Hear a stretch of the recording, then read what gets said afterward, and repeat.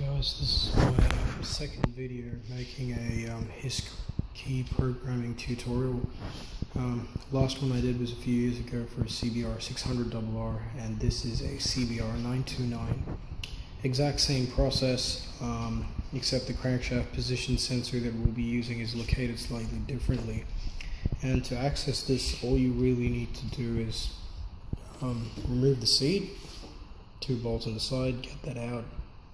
1 12mm bolt for the tank over here, and 2 8mm up here. Remove that, prop the tank up somehow, or just put some kind of cloth, and you'll see the ignition pulse generator or crankshaft position connector just here coming out of this loom. So that's coming up this side. This bit here is coming up from the clutch side, and that's going to the ECU. So that's what we'll be using.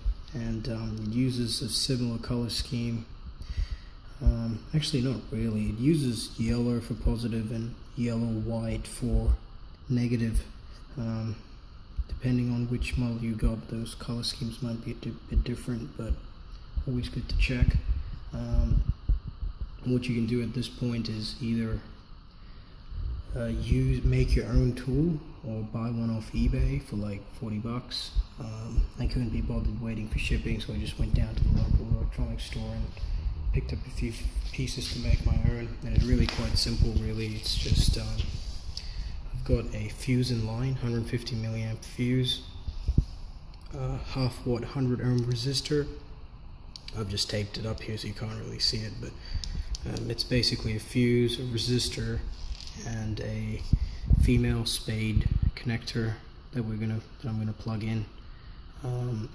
You can also buy the actual connector that Honda uses for this, and you know that bit there, you can buy that. It's really cheap, and make your own connector. So if you plan on doing this regularly, and after this video I'll show you which one to buy.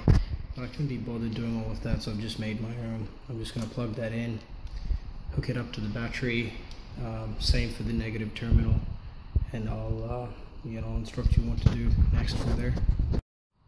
So I've connected up the negative terminal here. I've inserted it in. You can't really see it, but I've kind of taped it up nicely so that there's no contact made between each other. We really don't want the pins shorting out. I haven't yet connected the positive end yet. I'll do that in a bit. Another thing to note is initially I didn't know where this connector was, so I actually removed this side of the fairing, and I really didn't need to. But on the odd occasion that this connector is kind of weirdly angled, you might have to remove this to kind of bring it up, because it was actually pointing down. So, but either way, it's not a big job. Another thing I'd really recommend is getting a workshop manual, either an official Honda one or something like this. This is a Haynes manual. It's really handy, and there's a section on key registration procedure. You can use the actual Honda part, but it's super expensive, and it even says here that this tool's not available. It does not require rocket science to make your own. So that's exactly what we're doing. So what I've gone ahead and done now is connected up both the positive and negative to the battery, and I've got my original key in there, and I'm ready to try this out and see what happens. So basically the instructional says that once I've turned the key on, the HISS indicator light should come on and stay on for 10 seconds. If there's no fault. If there is a fault, it'll start flashing in a particular sequence, and they've given the pattern over here to diagnose. So hopefully I haven't got a fault, and hopefully I haven't messed this up, so let's see what happens. Got it connected, turn the ignition on.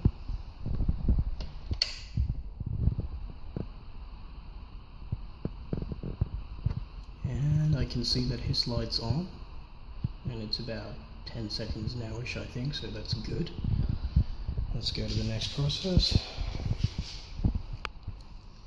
So now I've got to disconnect the red clip from the battery positive terminal and leave it disconnected for at least 2 seconds. Then reconnect it. then we should see the indicator come on for 2 seconds and begin to flash repeatedly 4 times in a sequence. So HISS light's still on, so let's disconnect this and see what happens.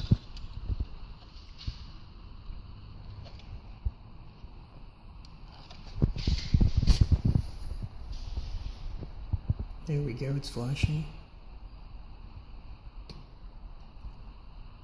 And starts again, so now it's in registration mode.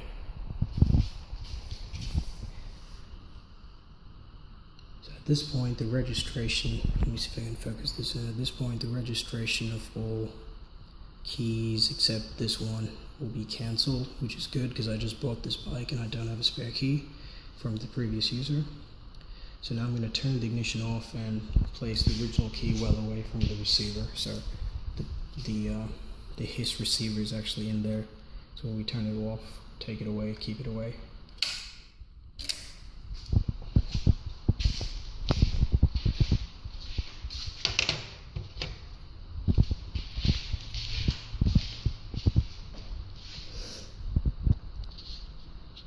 Insert the new key into the switch and turn it on. The indicator should now come on for 2 seconds, then begin to flash repeatedly 4 times. So let's try that.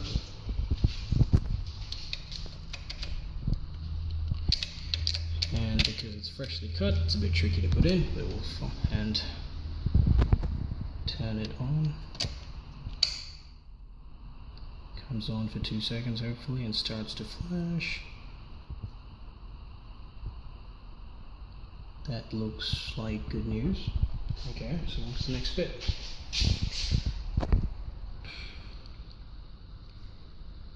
Indicates the system has registered the key. Turn the ignition off and remove the key. And I don't have any other spares to program, so that would be it.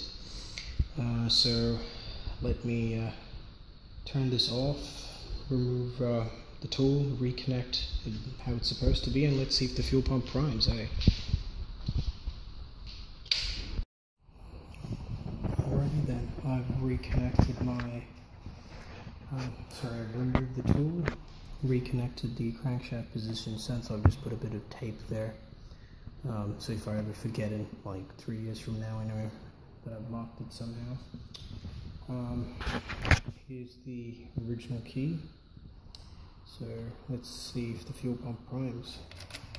Obviously, check that's turned on. Ooh, there we go. That sounds good. Let's try the spare key that I just programmed.